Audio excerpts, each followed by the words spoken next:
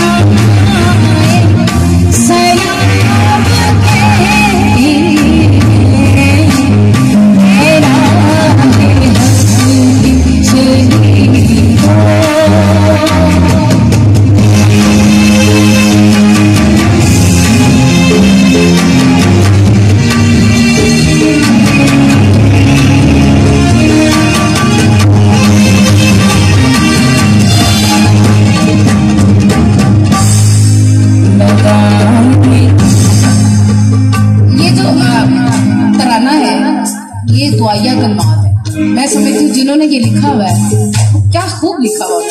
अगर आप एक एक लफ्ज पे ध्यान देंगे तो प्लीज करें, आपकी आंखों में आंसू आ जाएंगे। इतना खूबसूरत ये लिखा हुआ है। तनवीर काजमी साहब, थैंक यू सर। लगा